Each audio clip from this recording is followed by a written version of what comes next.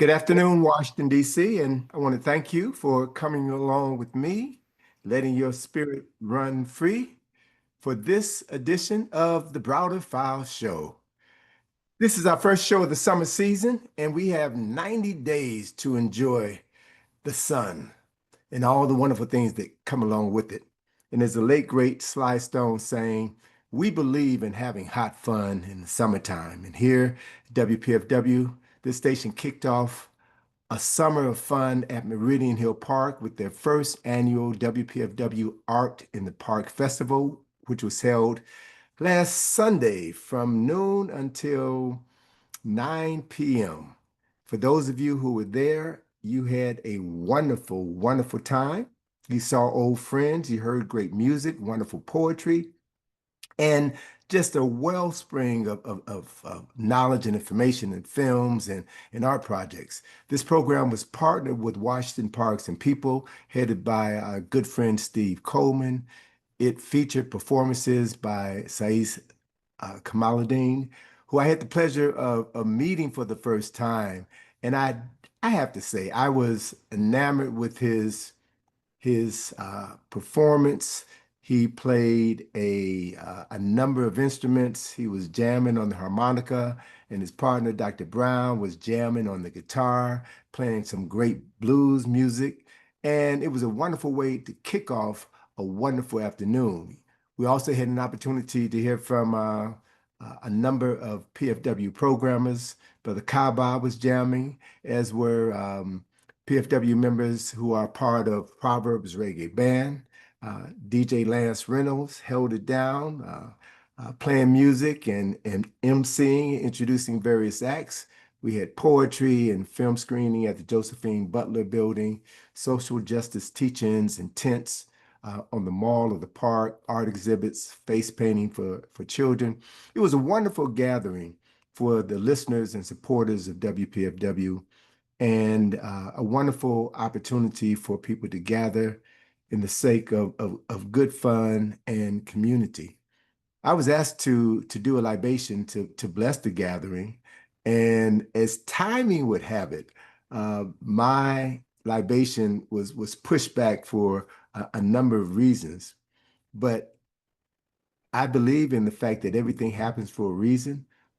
And the moment that I came forward to do my libation was the exact moment of high noon for the summer solstice, when the sun stood directly over the 16th Street Prime Meridian and Meridian Hill Park. I could not have asked for a more fortuitous moment to offer a blessing, to acknowledge the ancestors of those who lived in the park, worked in the park, and are buried in the park. For those who don't know a lot about Meridian Hill Park, it was once a thriving community for Native Americans whose ancestors had lived on that hill, which we now know as Meridian Hill, for over 10,000 generations.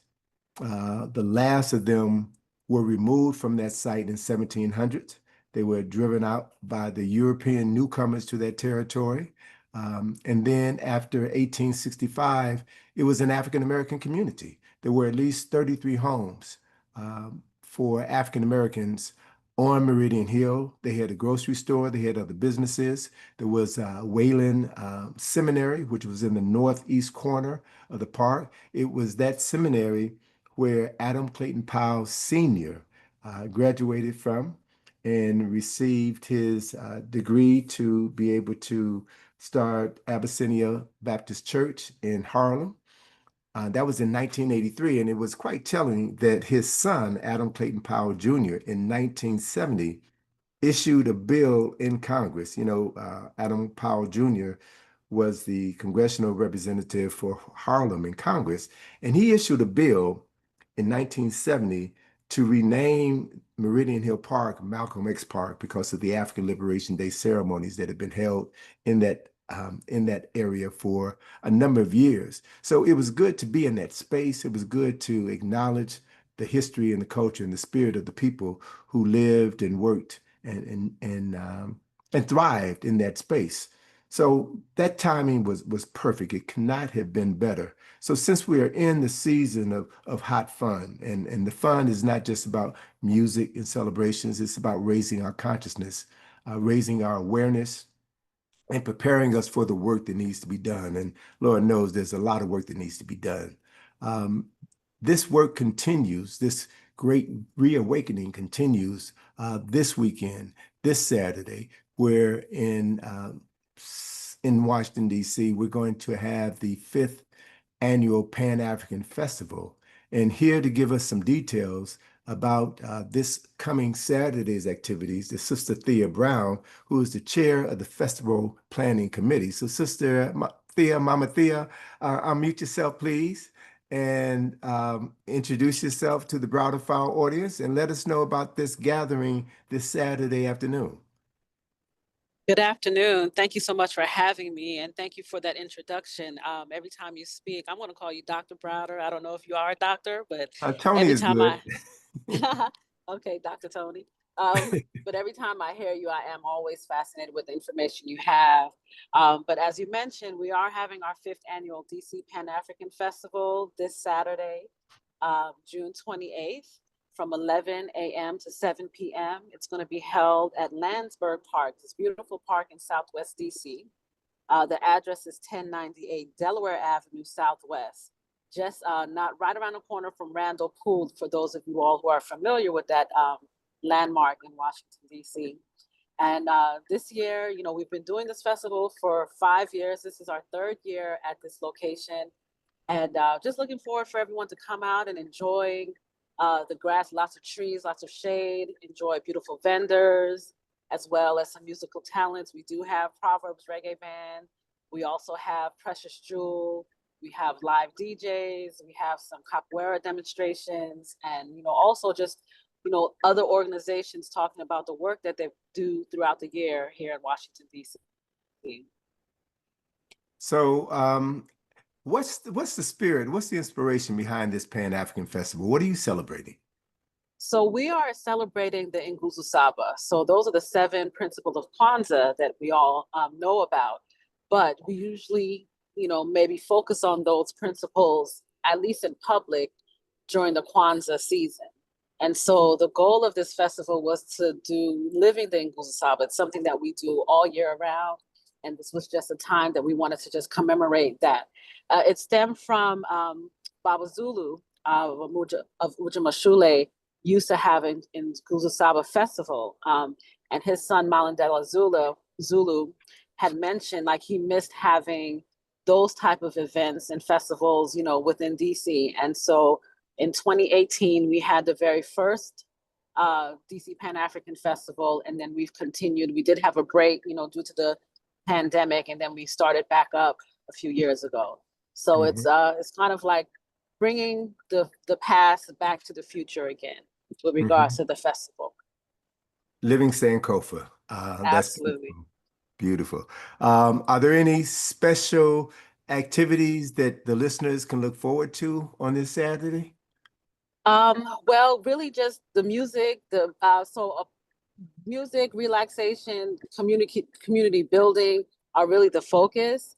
The goal is like every year we get a little bit better, you know, definitely going to be looking to get funding next year so that we can have more artists and, you know, just bring some, I'm envisioning something like, you know, a Dune Day Festival. I'm envisioning something like, you know, BAM, you know, Dance Africa that's in New York. I'm envisioning that, but you know, it starts with one day, 1 year, and then continuing to do it. So we're just looking for people to come and bring their energy, just bring their joy, and also community build. So when we say unification is the solution, it means that we all are part of that solution. You know, so you know, my favorite proverb is, you know, many hands make light work. So if you see something that needs to be done in the community, make an effort. You know, we are here to support each other, but if we just keep it rotating in our heads rather than doing things in action, you know, we will get nowhere. So that is the energy the DC Pan African Festival Committee is trying to bring to fruition. All right. Well, I look forward to seeing you all on Saturday. And again, before you leave, give our listeners the date, the time, and a telephone number or a website they can go to get additional details, please. Absolutely. So it'll be this Saturday, June 28th from 11 a.m. to 7 p.m. at Landsberg Park. It's located at 1098 Delaware Avenue Southwest. You can get more details from our website, which is panafricanfestival.org. And for a phone call, you can call 202-529-3635. Thank you so much, Sister Thea Brown. I appreciate you. And have a safe flight back to DC. And Thank I you. look Thank you. forward to seeing you Saturday afternoon Absolutely. at the Thank you. festival. Okay, you're welcome. You're welcome. That was Thea Brown, who is the chair of the Festival Planning Committee for the 5th Annual Pan African Festival taking place this Saturday in Southwest Washington, D.C. So make sure you're there and continue celebrating ourselves, our history, and our culture with people who truly understand and appreciate what it means to be African-centered. Switching gears now, we are in for a wonderful guest today. It's my honor to present to you a dear friend, someone who my dear friend Marimba Ani will refer to as a good brother.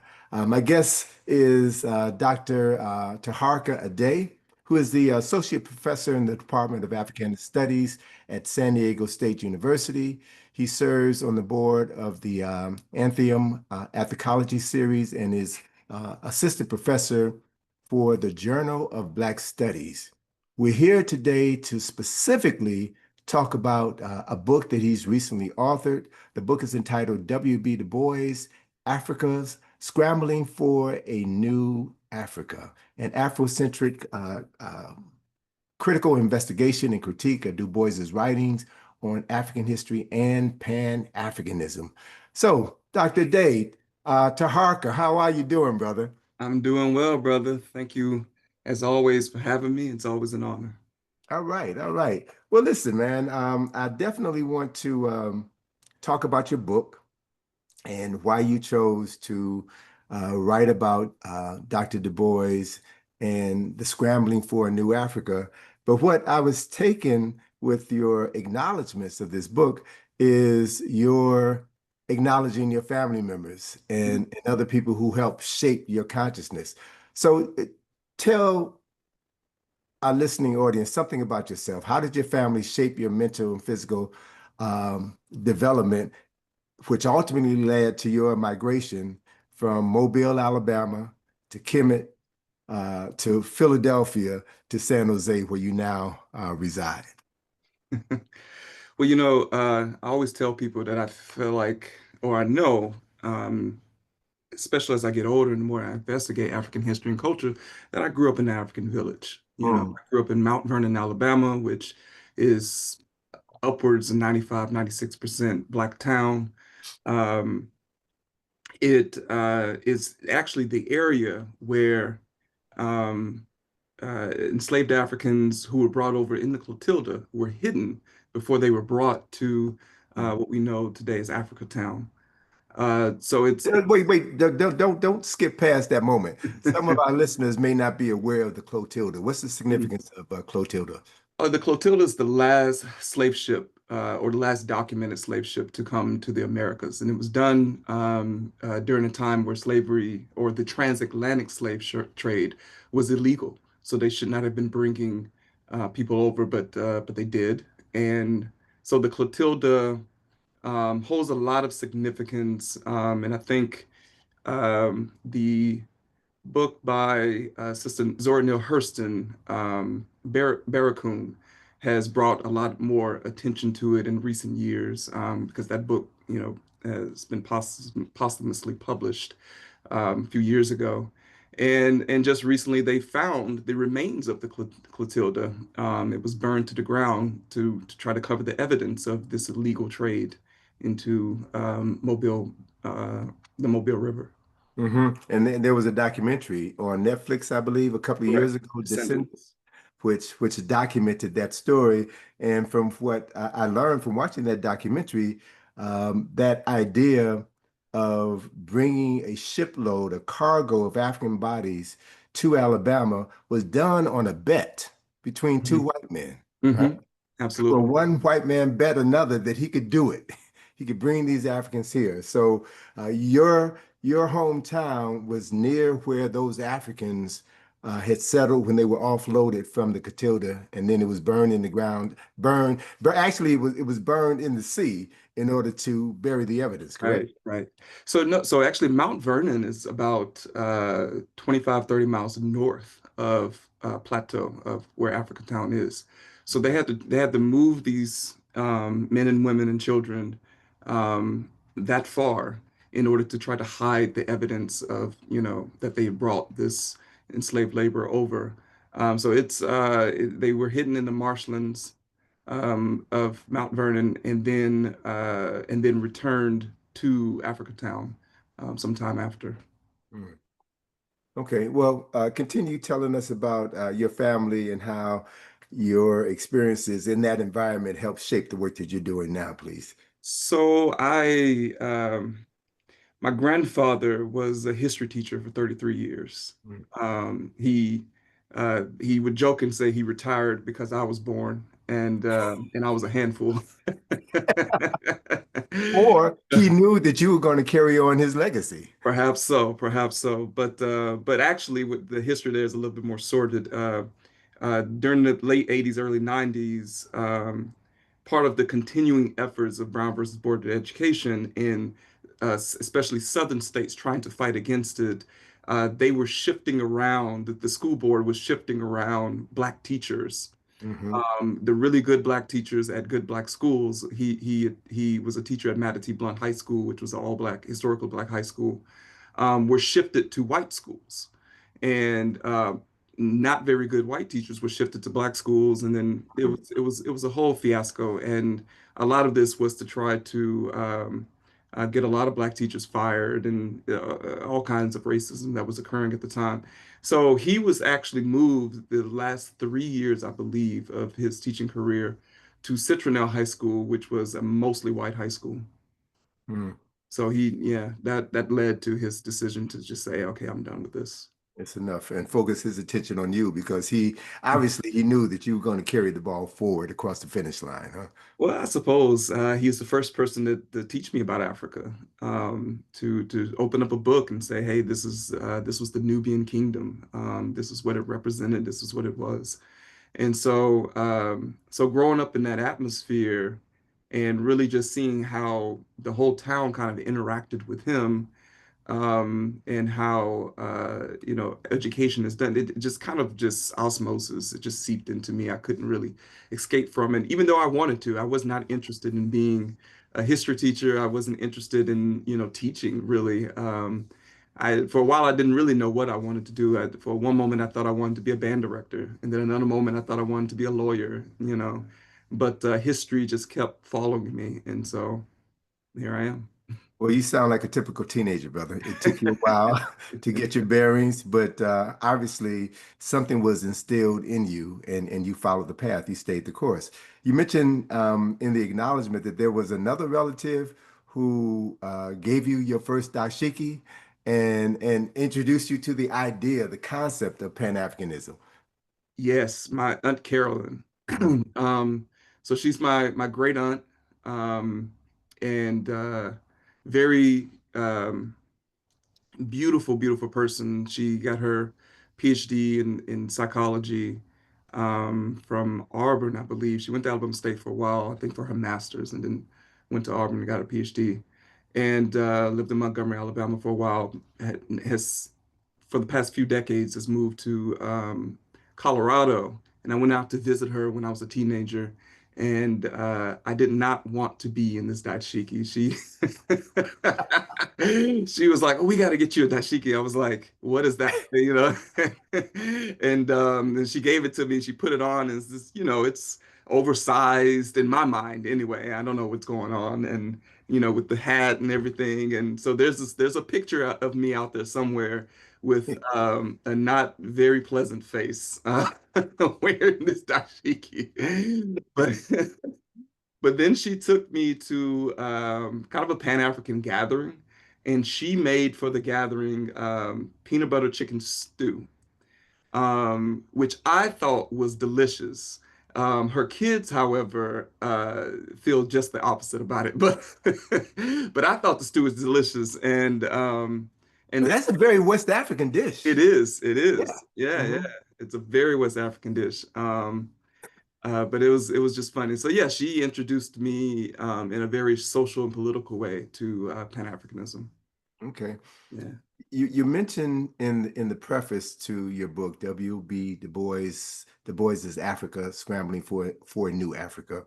You Mhm. mentioned that in your early life, you notice similarities between your journey, your personal journey to your intellectual self, and was similar to the journey that Dr. Du Bois experienced. So, can you share with us what some of those similarities are as you look back on your life after having studied and written about Dr. Du Bois himself? In embarrassing fashion, sure. I'm here to embarrass you, brother. You know. Du Bois was very much a dandy. And for those who don't know, that means he liked to dress really nice and, sharp, had bow ties. And, if you ever see pictures of him with the bow ties and the cane and stuff like that and the top hat. And as a kid, my mom used to do that to me all the time. And I was like always just sharply dressed and got picked on a lot for that, but that's okay. But but at the same time was always kind of introduced to, like, college was not a choice for me. Like, there was no, oh, you can go to the military, you go to college, you go to trade school. It was like you're going to college. I was a third generation college student at Alabama State University. My mother went there, my grandfather went there, a lot of cousins went there, aunts and uncles. So it just wasn't a choice. I had to go. And Du Bois, it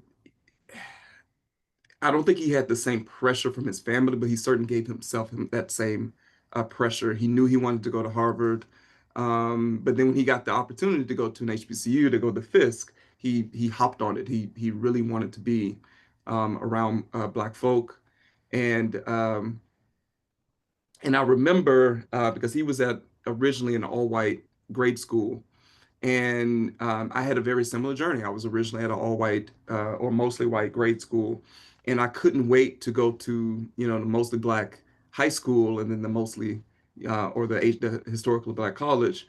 But that transition, having to understand socially and everything what that social and cultural transition was. I saw some similarities with Du Bois with that as well.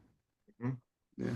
You also mentioned that you really came to understand Du Bois beyond his dual consciousness and talented tenth perception when you were introduced to John Henry Clarke's documentary, A Great and Mighty Walk. Share with our listeners how Dr. Clarke's references to Du Bois shifted your awareness and appreciation for him. Yeah. So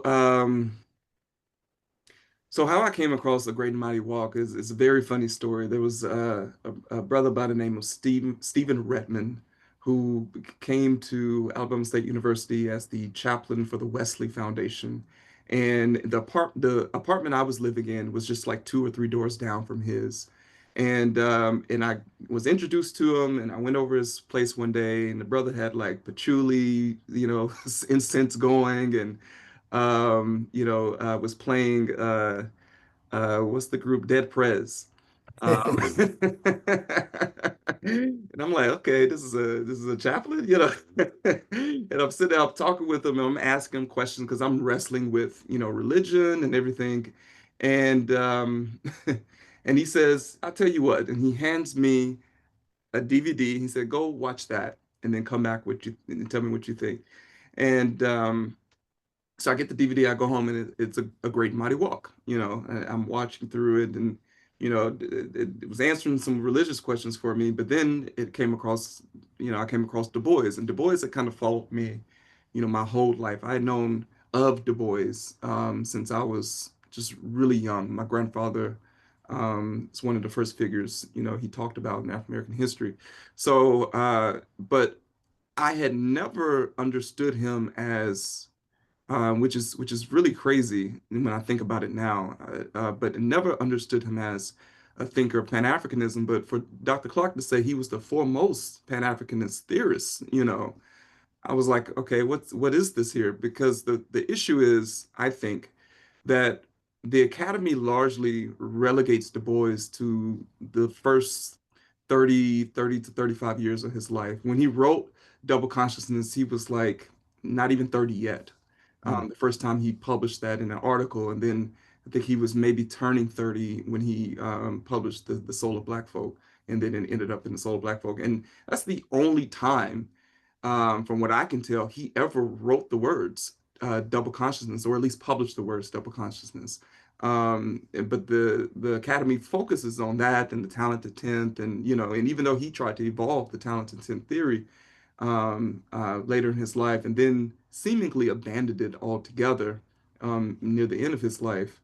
Um, I say to people, if you lived for 95 years, but Mm. people only talk about the first 30 or 35 years of your life, wouldn't you have a problem with that? Sure. And that's largely what happens with the boys. There's Well, some why do you think that is? Do you think it's intentional that they don't pay attention to two-thirds of Du Bois's life where he evolved and ultimately left America and settled in Ghana? Do you feel that's intentional? I think there's conscious intent and unconscious uh, uh, just behavior things that people do just by the very nature of being in this society.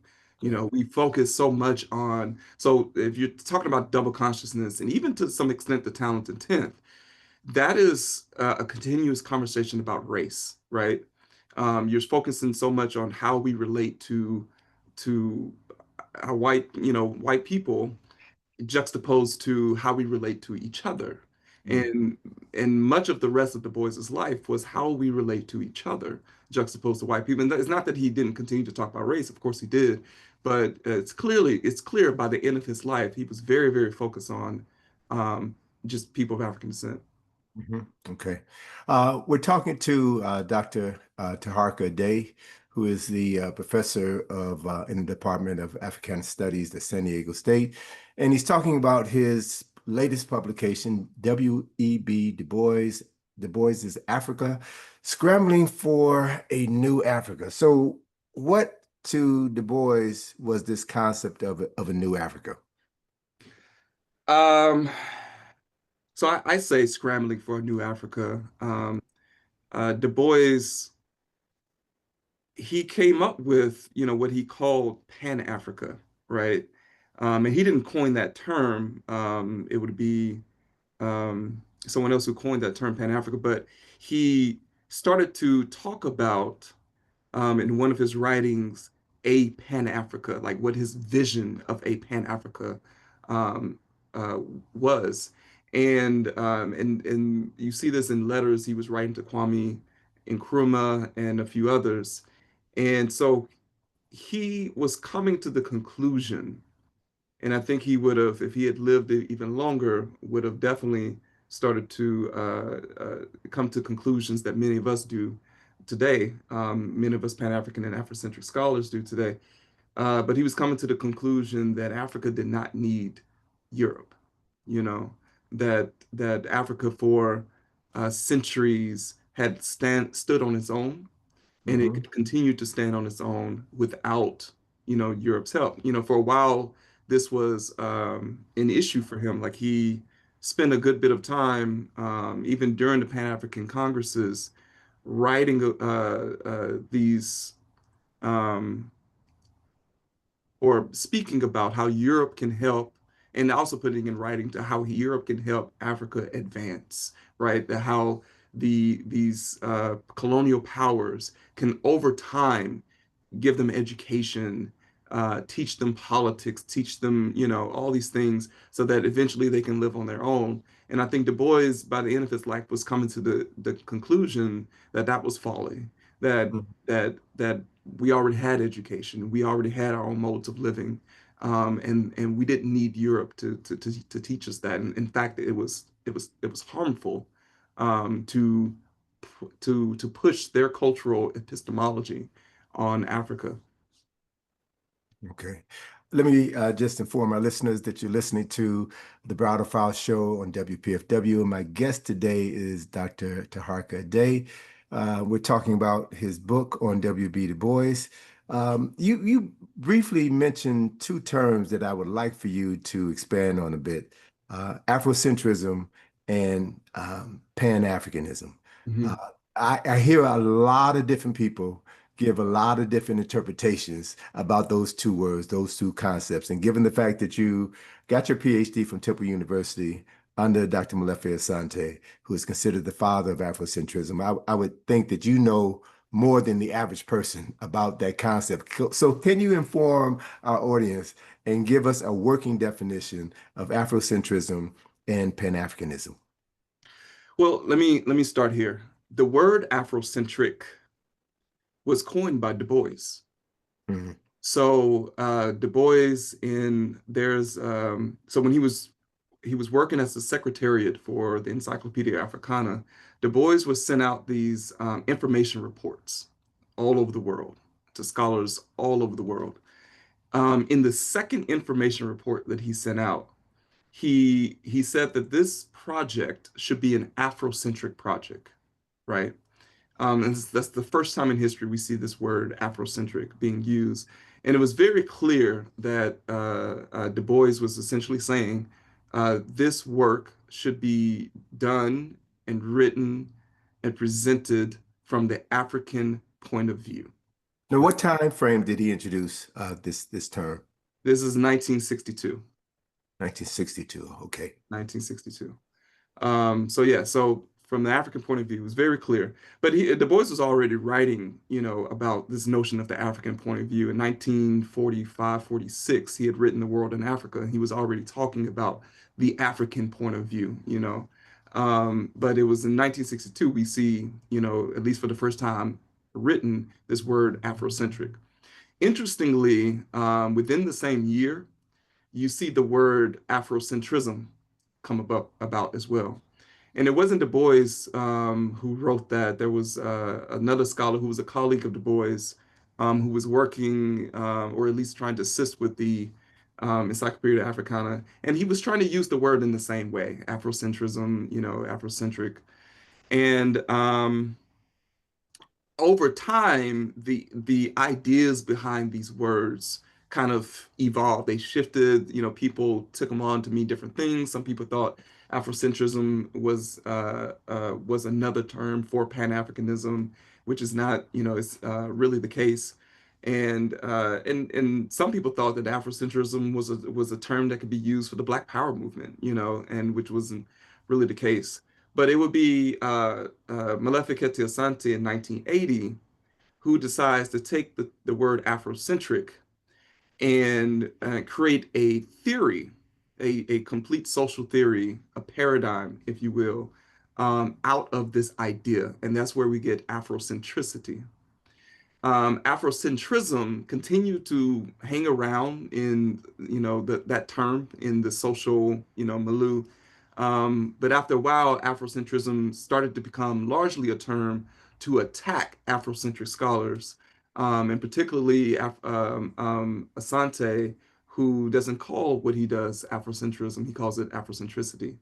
And the separation of the two, I think, is very important because Afrocentrism has, in this moment, in this time, that word could be used to really describe more of a social movement and largely of people who, some who are scholars, but some who profess to be, but they say things that they know nothing about and they, confuse, what African history is, what African culture is, and they get labeled Afrocentric, and it causes a lot of issues. It causes a lot of problems. Sure, sure. Yeah. Pan-Africanism. What is Pan-Africanism? So Pan-Africanism was coined by Henry Sylvester Williams in 1900 when he held the first Pan-African conference. And it was essentially just a conference to bring together. So, Pan is, all together. So to bring together people of African descent from all over the world in order to talk about and to develop solutions for the issues of people of African descent. And from that point, that's essentially what the word has stood for. And where was that conference held? And the succeeding conferences held? It was in London, wasn't it? That was in London. The first conference was in London, but it would be Du Bois. So that was a conference. Hmm. And Du Bois attended that conference. But in 1919, Du Bois holds the first Pan-African Congress. Ah, okay. He saw Congress to him had more utility, right? Hmm. And so in 1919, he holds that Congress in Paris. In Paris. And from there, we have four more. Okay, Mhm. that's good. That's good information. So give us some highlights. Give our listeners some highlights from your book, W.B. Du Bois's Africa, Scrambling for a New Africa. And you mentioned earlier that Du Bois had written in the 1960s the book The World in Africa, where he first introduced the concept of Afrocentric. Well, Is the that world in Africa was 45, 46, somewhere in there. okay? Um, Okay. and I say 45, 46 because he had a few, I think he had a misprint or something, so he did a Mm, second edition and then, but so he didn't say the term Afrocentric in that book. He what he says is I'm writing this from the African point of view. So we okay. start to see this idea develop of the African point of view at that time. But in 1962, in one of the information reports, information report number 2 that he sent out for the Encyclopedia Africana, he that's where you first see the term Afrocentric being Got mentioned.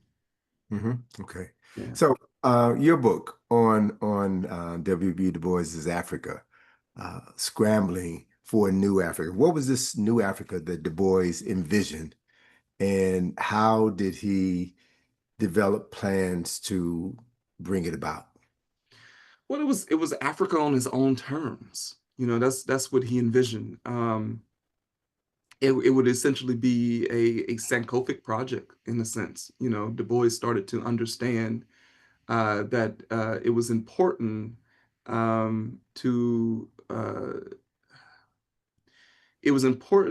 to stop the denigration of African culture. When he mentions in The World in Africa, for example, that when European explorers came to African shores, they were trying to convince Africans that their religion was heathen, that their clothes were no good, even though these are like the best quality, types of fabric that people are wearing, and then they would, through by hook or crook, they would convince them to wear these second, hand-me-down European clothes, these torn top hats and stuff like that. And he was talking about how this was, such a sad thing that was happening to Africa. So what he was looking at was two things. One, we have to look to the past and elevate, what is good about or what has been good about African culture. And the second thing, which was the thing that I think took quite a few people to a while to kind of, wrestle with, was this notion of ending tribalism. Du Bois, his argument essentially was uh, Africans need to, one, stop tribalism, but two, start to view each other on, social and cultural basis. He was moving away from race. It was very clear that he was. And I think Du Bois, near the end of his life, especially working on this project, was starting to see that that people in Africa were closer culturally than they thought they were. Hmm. And that this was kind of already understood in the pre-colonial setting, but colonialism had separated people by borders, and also tried to, pin people against each other, who had been, maybe rivals, but also culturally connected for millennia. Sure, sure. We're listening today to my guest, Dr. Taharka Ade, who is the author of publication. It's what, 3 years old? You published this in 22? 23, 23. 23, okay, 2 years old. W.B. Du Bois is Africa, Scrambling for a New Africa. We're talking about W.B. Du Bois, the times in which he lived and how, relevant those times are today. You mentioned that Du Bois also had some thoughts about African peoples adopting culturally foreign religious faiths. What Mhm. was his position on that? Um, Du Bois, from what I recall, he wasn't, um, how do I put it? He didn't get very critical on religion, other than, in terms of, adopting foreign religious faith, other than he was critical of religion itself, and especially Christianity. Um, but I think Du Bois, in particular because of the times in which he lived in and areas where he lived in, Mhm. tended to be very careful about that type of conversation, Yes, yes. So, Don't bite the you hand that see it, feeds you, right? yeah, you see it more in writing than you do in his own speeches. Hmm. Hmm. But he in some sense praised Russia, which, especially in that time, would have, got him in a lot of trouble. But he praised them for becoming more irreligious. Du Bois started to have, his own issues with religion at Fisk, where he went to a gathering at a church at Fisk, and he and his the fellow students started dancing, and someone told him to stop that it was heathenish. And he was like, essentially, we're black. Like, what? We sing and we dance. Like, what do Hmm. what's the issue? And I think he started to have a bit of an issue from that point forward, and became a little bit more critical of religion. Like, what is this essentially? And of course, he it was never a professed Marxist, but he certainly read Marxism. I'm sure he came across, this notion of religion is the opium of the masses. Hmm. So he was definitely becoming irreligious, but I think he understood the power of the cultural dimension of religion among African people, especially the power of the Black church in his time. Um, but then he also began to understand the problems within those institutions, how they treated women, for example. He wrote about, and so he was very nuanced, I would say, in his approach to talking about religion. Well, I'd like for you to connect some dots between certain points in Du Bois's life. He was instrumental in the meetings in as part of the Niagara movement, which led to the development of the NAACP. Hmm. What I understand, the Niagara movement was philosophically in opposition to Booker T. Washington's concept. And ultimately, Du Bois left the NAACP and then wound up moving to Ghana. So connect those points in his life and tell me as best you can about what happened in his life that prompted him to help create the NAACP, be in opposition to WB to Booker T. Washington, and then wind up leaving America and settling in Ghana, where he died, and his body currently lies in the grave, where he is reviewed, where he is revered as an honored ancestor. Mm. Well, what I can tell you is that Du Bois's work with the NAACP was, you can principally uh, evaluate his work by what he did with creating the Crisis magazine, and what, the level that he brought the Crisis magazine to within not only just the African American sphere, but all over the world. and how influential he and the crisis was. Du Bois was a very complicated person, and you can't help but to be if you live 95 years, right? And so he continued to grow, as an individual, and I think he started to see some of the issues with the NAACP. Uh, the first thing I could think of is, and um, this may not be after Du Bois's life, but certainly after he broke away from them, when the NAACP was fearful of like cases like the kissing case. They didn't want to, go to Mississippi and help these two young boys who were accused of quote unquote, sexually molesting this white girl. The NAACP, for all its good, it had its issues. And so they eventually ended up helping, but that was after a lot of social pressure. And I think Du Bois maybe you've seen some of that kind of high, that elitism that was happening within the culture in the NAACP. He understood it from his own, somewhat elitism that he had as he was coming up, and maybe he was deconstructing from over time. But one of the interesting things that I bring up about the Crisis magazine and Du Bois is he came out with this issue once that was called Self-Righteous Europe, Hmm. and he published a series of letters that he had written, a correspondence between him and Flinders Petrie. Hmm. The Um, Egyptologist. Okay. Mhm. yeah, the so-called father of Egyptology, right?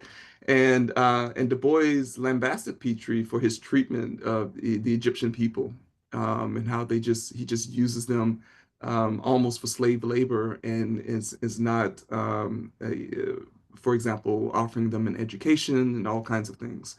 And um, and so you start to see this, this very interesting turn with Du Bois, where he is, becoming very critical of these white power structures in ways that he was trying to be a lot, soft about in times past. There was an exchange. So the Encyclopedia Africana, for example, has a long history. Du Bois started this project actually in the early 1900s, this idea of encyclopedia. Then he was pulled in by this, I think it's the Phelps Stokes Project. I got their name wrong, but they were philanthropists, white Mhm. philanthropists, to create the Encyclopedia of the Negro. So he wanted to pull this idea of Encyclopedia Africana into Encyclopedia of the Negro, but he was not invited to the first meeting to create this. He or Carter G. Woodson, the only two men who had graduated with a degree in history from Harvard. Both of them were insulted by this, but he gets an invite to the second meeting, and he comes in, he becomes the editor, and he sends a letter to Carter G. Woodson, who is still insulted by not being invited to the first meeting. And Mhm. Carter G. Woodson, he's asking Woodson to help him with the project, and Woodson tells him no. And and Woodson tells him, essentially, my dear Du Bois, I do not accept the gifts of the Greeks. Um, Okay. Love it. I love it. and Woodson goes on to, try to create his own project, which became, quite an interesting thing, because Woodson goes on to call that project the Encyclopedia Africana. And, Hmm. and then later, when Du Bois tries to create the Encyclopedia Africana in Ghana, he writes Woodson's organization, who tells them, "Well, you stole this name from Woodson." And Du Bois is like, "No, I came up with this name in the early 1900s." But he just left it alone. Okay. Okay. But I'm saying all that to say that Du Bois is having this progression in his life, and by the time um, there was something in there you mentioned between him coming to Ghana, you said from uh, Um, the NAACP to what, to Ghana? of NAACP and the contention between he and Booker T. Booker T. Washington. Washington. Okay. Yes. So Because let me just preface that remark because you mentioned it was John Henry Clark in A Great and Mighty Walk that first made you aware of the significance of of um, W.B. Du Bois as a Pan-Africanist, but it was also Clark who talked about that, supposedly there was this contention between, or competition between Du Bois and Washington when Clark says emphatically that we needed both.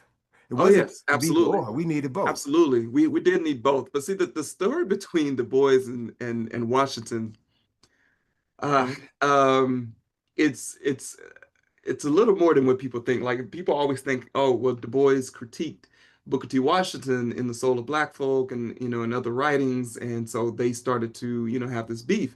And actually, Du Bois and Booker T. Washington continued correspondence for another 10 years after that. I mean, they were working on a similar organization. What actually happened between Du Bois and Booker T. Washington was that Du Bois discovered that Washington was paying off the Negro newspapers to write propaganda about himself and Tuskegee. It's called promotions, brother. It's called promotions. Not propaganda, promotions. And when Du Bois figured this out, he aired it out. He said, look, this is not right. Like you gotta tell the truth about what's actually happening. And that is what actually led to the souring of their relationship. Okay. Their whole, philosophical contentions, no, they stayed cordial Okay. during Okay. that period. Yeah. Well, look, man, we've got about 4 minutes left before we have to end this conversation. But I'd like for you to talk about what was it that prompted W.B. Du Bois to finally leave America and settle in Ghana. What was the straw that broke the camel's back? So Du Bois was actually just visiting Ghana at the time. He was intending on coming back to the United States. His visa was revoked. So Wait, his visa in yeah, the Ghana United was States revoked? said you cannot come back. Oh, the United States. Well, Yeah. wait. Now he had a passport. He didn't need a visa to come back Well, to the I'm sorry. United Yeah, States. his His passport passport was, was yeah, revoked. Got it. exactly. Okay. Okay. Yeah. Uh, the United States barred him from coming back, but he seemed kind of fine with that. Sure. Like he was upset because he has family in the United States, and Sure. it's really the reason why most people don't want to go abroad, because they have family here, they want to be, but in one sense, he was fine with where he was, politically and socially and culturally as well. So it wasn't like he felt like a prisoner, away. Um, and in some senses, you could say it was somewhat of a self-imposed, exile. I think there were instances where he could have fought harder for him to be able to come back, but he didn't. And so when he got there, he just settled and took up roots and started working as hard as he could to create the Encyclopedia Africana, which he knew was going to be his very last project. Okay. Okay. Well, listen, I want to thank you for coming on and sharing with us, our listeners, about your project with W.B. Du Bois. I'm gonna have to talk to Shrikiana at Sankofa to see if they can bring you in to do a book signing and have a discussion about this topic because it's a part of history, it's a part of our history, and African history in general that we need to know more about. So can you tell our listeners where they can get the book if they're interested, and then what other projects that you're working on at San Diego State that they may be interested in? Sure. You can publish the book from any major bookseller. Anthem Press is the publisher if you want to publish it directly from the website, but it's on Amazon, Books A Million, Barnes and Nobles, all those. Other projects I'm working on, I mean, right now I'm working on a few book projects. One is a book on Afrocentricity itself. But as far as like the things that people can see right now, there's a few articles, book chapters that I have out, but nothing. There are other projects in the works, like that aren't just writings. There are other like creative projects in the works, but I shouldn't say them at the moment. I understood. Yeah, All right, well, great, brother. Well, I want to thank you for being on the show, and definitely you're one of these young minds out here that we want to stay connected with. So I certainly look forward to having you back as a guest on a future show and exploring the work that you're doing and sharing with our listeners concepts and ideas that we need to be aware of. absolutely. We'd love to come back. I appreciate it. Appreciate it. Thank you so much. That was our guest, Dr. Taharka Ade, who is a professor, associate professor in the Department of African Studies at San Diego State. And before I leave, I just want to let you know that there's some wonderful programming scheduled here at WPFW for July. I can give you a heads up on 3 programs in the month of July that I know you're going to be interested in. On July the 2nd, next Wednesday, we'll be celebrating the 100th birth anniversary of Medgar Evers. So we'll be talking about his life. We'll be talking about his efforts to liberate African people in the South. And we've got 2 guests from Alabama, Hank Sanders and Fire Rose Sanders, who are movers and shakers in Alabama. They're responsible for creating the annual Bridge Crossing Jubilee in Selma. And they have a profound understanding of what it is like to struggle for civil rights in the South in the 1960s and in 2025. So they'll be my guests next Wednesday. And then on the 9th of July, we'll have Ray Winbush talking about reparations and the importance of Pan-African thought. And we have another special show on July 23rd, where we'll be celebrating the 84th birthday of George Clinton. And our guest, D.M. Jones, is foremost biographer of George Clinton. So we'll be talking about the father of P-Funk, his legacy, his contribution to R&B, his contribution to soul music, his contribution to funk music. We want to lift him up and celebrate his life while he's still here. His birthday, his 84th birthday, will be on July the 22nd. So we've got some other great guests lined up for the rest of this month. And we invite you to stay tuned and continue listening to and supporting WPFW, your station for jazz and justice. We certainly look forward to the next festival in the park. And I'm sure you'll be hearing more about that in about, 9 to 10 months from now. And we anticipate that event being bigger and better than ever.